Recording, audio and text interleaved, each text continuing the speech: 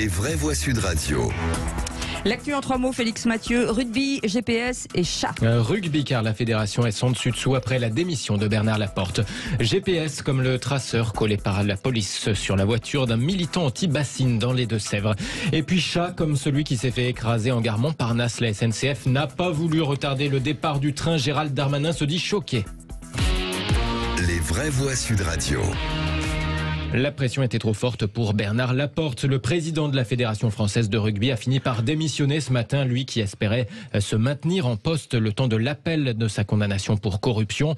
Sauf que hier, les clubs de rugby français ont voté à plus de 51% contre son candidat, Patrick Buisson, pour la présidence déléguée de la FFR.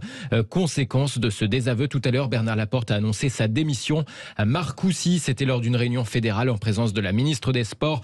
Amélie Oudéa-Castéra le poussait depuis longtemps vers la sortie. Elle n'a donc pas caché sa satisfaction tout à l'heure. Je salue cette décision. Je pense qu'elle s'imposait à l'issue de cette consultation dans laquelle les clubs se sont massivement mobilisés, dans lequel le comité d'éthique a joué son rôle de supervision, qui a été un temps de consultation qui s'est bien passé, qui a été avec des débats dignes. Et Bernard Laporte en a tiré les conclusions, ce qui est une bonne chose pour le rugby français, pour ses valeurs et pour la suite. La ministre des Sports Amélie Oudéa-Castéra au micro Sud Radio de Clément Arion. Clément qu'on va retrouver d'ailleurs en direct dans 1 heure dans Les Vraies Voix pour évoquer cette actu rugbystique très chargée. On aurait pu penser que la Fédé allait convoquer de nouvelles élections après la démission de son président. Mais non, le comité directeur tenu par des proches de Bernard Laporte, on a décidé autrement. Pour le moment en tout cas, pas d'élection a priori. Résultat, les opposants au camp Laporte ont démissionné à leur tour de ce comité directeur en signe de protestation. Les représentants de la Ligue nationale notamment ont quitté l'instance dirigeante fédérale du rugby. Des réactions, les vraies voix, Philippe Bilger. Eh bien, moi, je suis toujours un peu gêné quand je sens une ministre avec constance et entêtement se mêler. Elle est évidemment ministre des Sports, donc c'est logique qu'elle s'intéresse au sport, mais manifestement, elle veut la peau des gens dont elle s'occupe. Qu'on laisse les fédérations régler leurs problèmes, même si elles n'aboutissent pas aux conclusions que souhaiterait la ministre. Mais il ne faudrait pas un holà quand même, parce qu'on a l'impression que tout le monde fait ce qu'il veut, non ? Oui, mais je sens tellement les intentions de cette femme derrière, ça me perturbe. Et j'ai sans doute tort, ma chère Cécile. René Chiche. Non, je suis un peu d'accord avec Philippe Bilger. Bon, c'est vrai que Aurélie, j'oublie son prénom. Amélie Oudéa-Castéra. C'est un peu la ministre des démissions, quoi, maintenant. Après Le Gret, quasiment. Maintenant, c'est la. Ouais, c'est toutes les fédérations. Oui, voilà, toutes les fédérations. Le handball, en même temps, comme dirait un certain quelqu'un, en même temps. Un certain quelqu'un. En même temps, elle est ministre des Sports.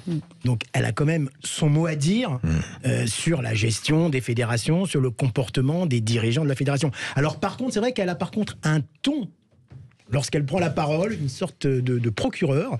C'est ça qui est un peu gênant chez elle. Mais sinon, je trouve quand même qu'elle remplit quand même son rôle. On ne peut pas lui dire ne vous mêlez pas du tout des fédérations. Enfin, juridiquement, non. Enfin, moi, je partage les Philippe. Elle n'a pas à s'en occuper. Les délégations, les fédérations bénéficient d'une délégation de l'État, et après, elles sont gérées par des instances propres. Et on voit bien le résultat aujourd'hui, c'est qu'à vouloir faire la morale à tout le monde, y compris dans le cadre d'une instance judiciaire dont il faut attendre la fin, à vouloir faire la morale à tout le monde, on a une fédération de rugby qui ne fonctionne plus à 6 mois de la Coupe du Monde. Parce que moi, j'en habite à Laporte, j'écoutais qu'une semaine, les gens de rugby disent de quoi elle s'occupe, qu'elle nous laisse gérer le problème en interne. Bon, la fédération de football a été décapitée avec des plaintes de partout, et donc en fait, on a 2 plus grandes fédérations françaises de sport qui ne sont plus gérées. Et donc, je répète, à 6 mois d'une Coupe du Monde qui n'est pas n'importe quel événement, c'est la première fois qu'elle réside en France. C'est peut-être pour ça qu'elle essaye de remettre du. Oui, mais c'est pas elle. Je pense que, si je peux me permettre, je pense qu'elle braque le monde sportif. Absolument. Plus qu'autre chose. En pensant bien faire, elle n'est pas là, elle ne dirige pas la fédération. François, vous êtes de mauvaise foi, si elle avait rien fait, on lui aurait dit, elle fait rien. Non, mais qu'elle dise, à mon avis, je pense que, mais laissez faire le monde sportif, ou je fais confiance au monde sportif, mais convoquer, aller au comité directeur, le sentiment de s'en mêler, non, et c'est pas son rôle. Voilà, 2 salles, 2 ambiances, vous restez avec nous. Tout autre sujet, dans les Deux-Sèvres, le porte-parole des opposants aux bassines a trouvé un traceur GPS sous sa voiture. Oui, le porte-parole du collectif Bassines Non Merci était pisté par la police. Ce collectif milite contre la construction de retenues d'eau pour l'irrigation agricole à Sainte-Soline dans les Deux-Sèvres. Souvenez-vous, on en avait beaucoup parlé après ces affrontements en novembre. Julien Leguet, porte-parole de ce mouvement anti-bassine, révèle donc aujourd'hui avoir découvert un traceur GPS de la police sur son véhicule et de dénoncer, je cite, des barbouzeries. Il entend bien porter plainte, surtout précise-t-il que du matériel de surveillance policière avait déjà été retrouvé devant le domicile de son père. De son côté, la préfecture des Deux-Sèvres assume un dispositif parfaitement légal et proportionné pour protéger les biens et les personnes. Selon les autorités, la préfecture évoque notamment les antécédents de violence dans ce mouvement anti-bassine. Les principaux intéressés réagissent. Au contraire, nous exigeons que toute la lumière soit faite sur ces moyens de surveillance hors normes et l'atteinte grave aux libertés publiques et individuelles qu'ils représentent. C'est ce que déclare de son côté le mouvement écologiste des soulèvements de la terre dans un communiqué. Mais ça, c'est incroyable. Ce sujet commence à nous bassiner. Je voulais le faire sans... Non, mais heureusement, sinon je l'aurais pas fait. Mais je suis sérieux. Ouais. J'ai tort, ça ne m'intéresse pas fondamentalement, même si les bassines, j'avais cru comprendre quel était le problème il y a quelques semaines. Un mot, René Chiche ou François Pupponi? Non, mais c'est tout le mouvement zadiste un peu, qui maintenant s'oppose violemment parfois à des agriculteurs qui essayent eux de sauver leur activité en essayant de trouver de l'eau lorsqu'il y a la sécheresse. Bon, après, on découvre à cette occasion-là les moyens d'investigation de la police, les trackers sur les voitures, les écoutes, la sonorisation, etc. Voilà, quand il y a un risque d'atteinte à l'ordre public, les forces de l'ordre ont, sous le contrôle des juges la plupart du temps, le droit effectivement alors c'est une atteinte aux libertés, mais qui sont encadrées par la loi. Et puis Gérald Darmanin réagit à l'affaire du chat écrasé en gare Montparnasse. Le ministre de l'Intérieur, se dit choqué par cette histoire cauchemardesque. Pendant 20 minutes, début janvier, une femme et sa fille de 15 ans n'avaient rien pu faire alors que leur chat apeuré était descendu se réfugier sous un train. Elles ont eu beau hurler, supplier, il n'était pas question de descendre sur les rails, ni de retarder le TGV Paris-Bordeaux pour sauver ce chat, le retarder en pleine période de vacances. Résultat, quand le train est parti, le chat a été écrasé, même coupé en plusieurs morceaux.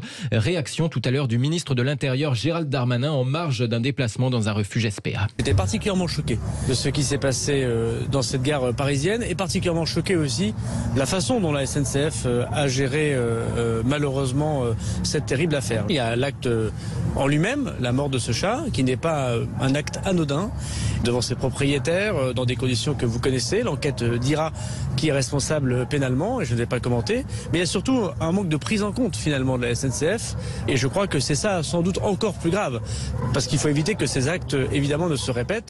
Gérald Darmanin au micro de nos confrères de BFM TV tout à l'heure. Ce matin, en tout cas, le ministre de l'Intérieur a aussi annoncé la formation de 4000 policiers et gendarmes référents sur les maltraitances animales. Je ne sais pas pourquoi, Philippe Bilger, je sens que cette information... Non, mais je crains de me faire mal voir, ma chère Cécile. Et par moi déjà.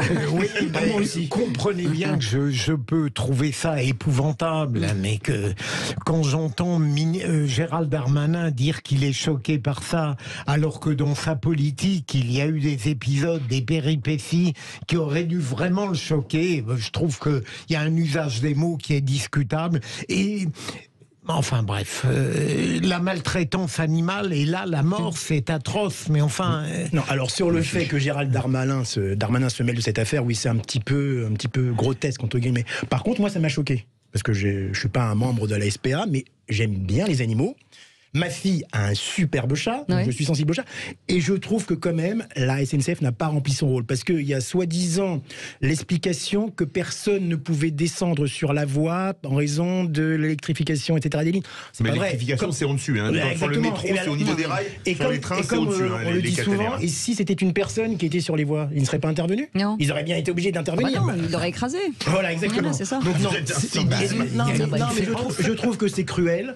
Je trouve que quand même la SNCF aurait pu annoncer un retard en raison de ce sauvetage d'un chat, parce qu'un chat c'est considéré quand même comme un être, selon maintenant. Sensible. Voilà, exactement. Depuis il a été quand même coupé en deux. C'est un peu révélateur de la déshumanisation de la SNCF. Tout à fait. Moi, sincèrement, pour prendre régulièrement le TGV, les seuls avec qui on peut à peu près discuter sont les contrôleurs.